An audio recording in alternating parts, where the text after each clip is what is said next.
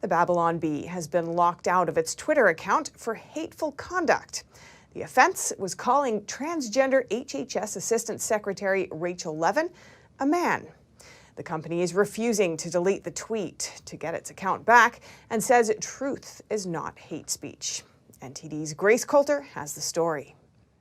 Christian satire news company The Babylon Bee has been locked out of its Twitter account for calling a biological man a man.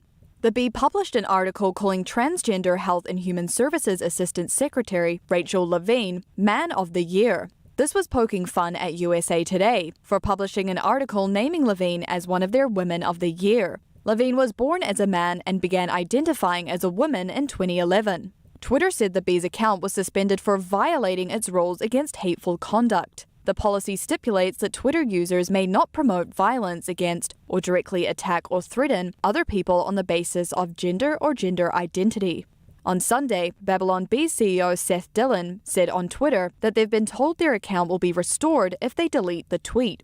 But Dillon says they're not bending the knee and wrote, "We're not deleting anything. Truth is not hate speech. If the cost of telling the truth is the loss of our Twitter account, then so be it."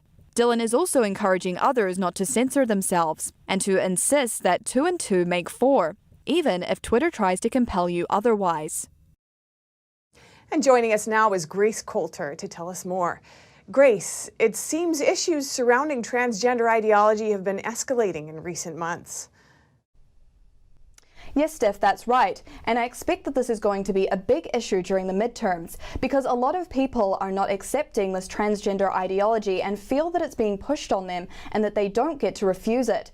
It's not just on Twitter that we're seeing repercussions for not accepting biological men as women. We're also seeing this in schools, in the media, and in female sports. The most prominent example being the case of Leah Thomas, a biological man that identifies as a woman.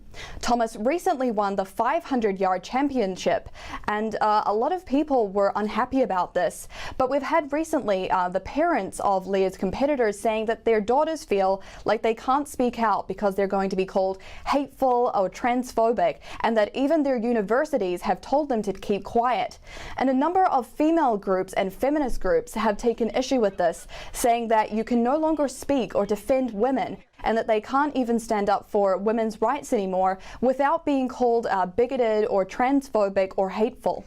And recently, Texas Attorney General Ken Paxton was also flagged on Twitter for hateful conduct after calling Levin a man.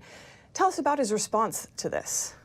That's right. Paxton had also been flagged on Twitter for calling Levin a man. He had shared a screenshot of the USA Today article calling Levin one of the Women of the Year.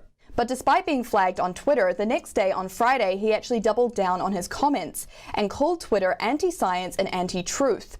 So he put out a statement, and I have it here. He says, "Big tech is not only anti-conservative and anti-Republican, it is now apparently anti-truth and anti-science. I will continue to use all of my power to hold them accountable." And Paxton says he's exploring legal options to stop what he calls their one-sided censorship. Steph? Grace Coulter, thank you.